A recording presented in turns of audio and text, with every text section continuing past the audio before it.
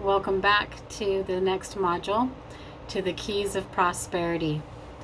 Before I get into these Keys of Prosperity, I'm going to go ahead and let you know that I'm going to be utilizing those things that I know from my Christian faith, because that is the keys that I have used that have worked for me. If you're not of the same belief and you found my course, you definitely can look at your own religious belief or other morals that you live by, and I am certain that you will find something similar to these that you can apply in order to be prosperous. Now, what is prosperity? Let's start with that. Prosperity is not just having monetary wealth or money. It means to actually be prosperous in every area of your life. So you are healthy, you have spiritual prosperity, you have emotional prosperity. Health is the very basic one. If you aren't healthy, then you can't really live out the rest. It's a mindset. It's knowing that you have enough, and that God will always bless you with more, and that there's more than enough. And there's much more to that, so we'll get into some of these keys. The first key that has helped me immensely is to always put God first. What that means for me is that I take time every day to read the scriptures, to ponder on them, to pray. And when I pray prayers of gratitude for things that have happened, for things that I am going to need in the future, and for the things that were done a long time ago on my behalf. Just anything that I can think of, I spend a lot of time praying in gratitude. And then when I ask for something, I'm very specific in asking for exactly what I need. And as soon as that prayer is answered, I immediately pray and thank God that He granted that. And I have gratitude. I don't forget to thank the giver. It's important that when we love God, that we also love our neighbors. So the second key to prosperity is to love others, truly, genuinely love others, to realize that we are all one part of a family, part of one family, that we are all brothers and sisters, that we are all connected, that what we do to someone else, ultimately we're doing to ourselves as a family. So when we sow seeds of love, we give and care for each other, it'll come back to us multiplied. You can see it as kind of like a ripple effect, that if you throw a stone in a pond and all these ripples go out, so say you threw it and then these ripples come and you get these waves of love back because of the love that you gave. And that's just one example. Then it's important to be moral. Some people would say this in the form of obey God's commandments. Make sure that you are honest, that you don't, cheat people, that you're not a murderer, and things like that. And if you've made mistakes, then make them right. Because just because you screwed up sometime doesn't mean that it's messed up forever. So anything that you've done wrong, make sure that you make it right, so that you have a good, clear conscience, and that your energy is in a positive wavelength, so that you can move forward. And that includes forgiving yourself of anything that at this point that you might still be holding on to or blaming yourself for. Because in order to love other people as you love yourself, you must first love yourself. You must forgive yourself of anything that you feel that you did wrong or that you should have done better. Apply that forgiveness to you and to others. Then go around doing good. Do not expect to be paid for all the good that you do. Just do it for the sake of goodness. Whether it's holding the door for someone, saying thank you, smiling. Maybe you pay for the person's lunch who's behind you in the drive-thru. Whatever it is, look for ways to be kind and good to other people and loving to other people. And realize that God will repay you in different blessings in different ways, and it can't even be financially. But realize that your repayment will come from that source if repayment matters to you at all. Don't expect to be repaid by people, but when you are loving and kind and giving and you help others, it does come back to you, just like those ripples. But don't expect it. Don't do something expecting reward or expecting payment. The other key is to make sure that you give of your time, your money, your resources, your talents, your skills, your abilities. God blessed you immensely with all that you have so that you can help others. And sometimes that means that you get paid for it, and sometimes it means that you are just giving awesome service. And make sure that you volunteer. Sorry, eye itching again.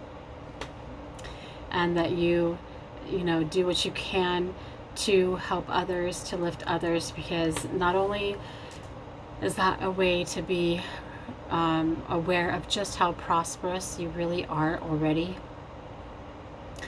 it also helps you to lift others into prosperity as well. So if you have a skill, like say you are good at math, you can go to a homeless shelter and help teach budgeting and finance and things like that as a volunteer. Look for ways that you can uplift the people in your community, people near you. Make sure that you don't cut corners, that you don't cheat anyone. Always be honest, and make sure that you are also always thanking God for the things that He gives you. That's really important. Just always be thankful for anything anyone gives you, anything God gives you. An attitude of gratitude goes really, really far. Realize that anything someone gives you, whether it's material or information, that they didn't have to do that. And so accept it with gratitude. Always say thank you for people giving of their time, talents, abilities, or knowledge to you. That will come back to you as well. And then it's important that you always speak abundance. Our words are powerful. And what you say, like especially when it's attached to I am, is really powerful. So say, I am prosperous. I am living an abundant life. I am getting healthier, happier, and stronger. These are some of the things that I say. That's why it flows so easily. I'm smiling about it because I'm remembering, like in my swimming pool, sometimes I will stop, and these are called incantations rather than just positive affirmations, because you make it physical as possible. So I'm in the pool, like pushing the water as hard as I can, and I am saying, I am an awesome life coach. I am getting happy, healthier, and stronger. I am this, I am that.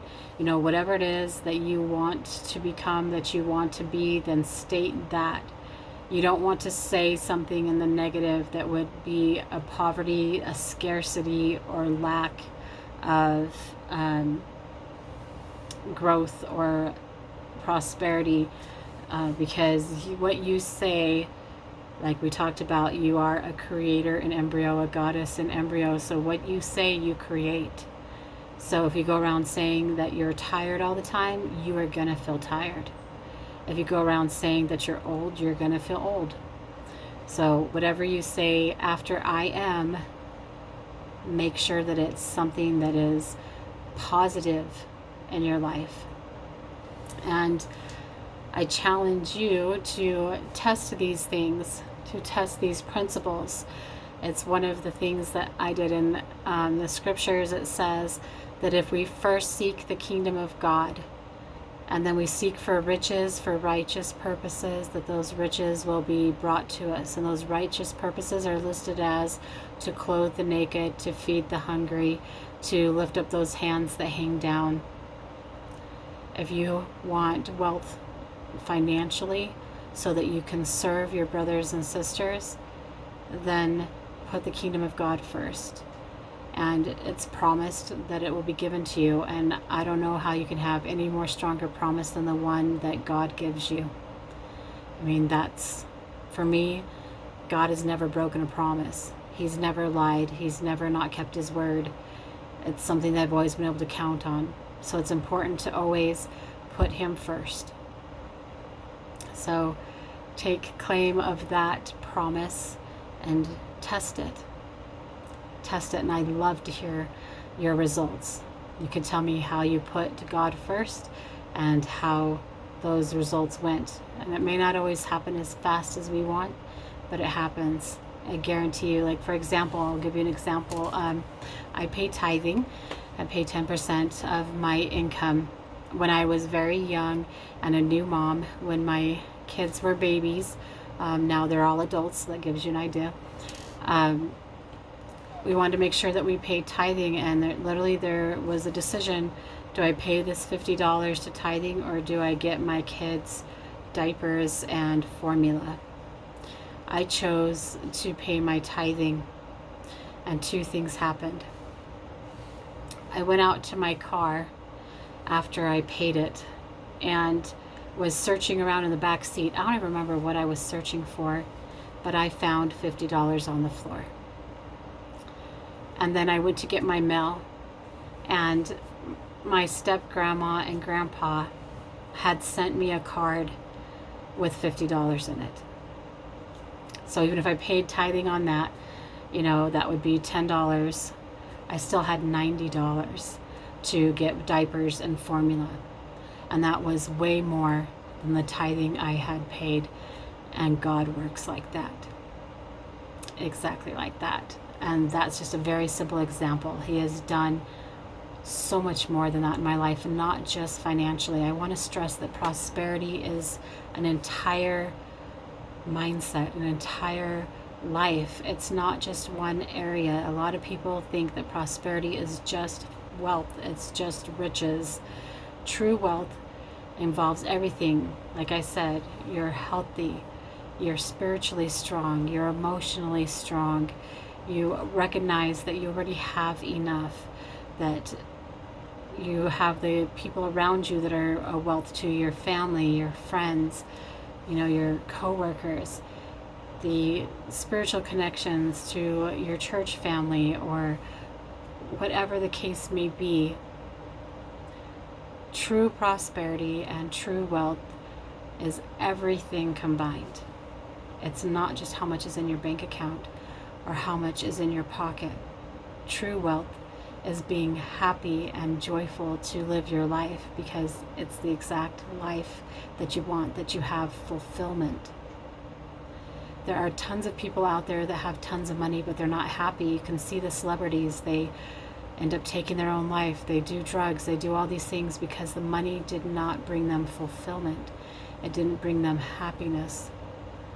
The greatest fulfillment that we'll ever have is to take what we have gained in this life and to give it away to others, to share it with others. And we are always blessed with more when we do that.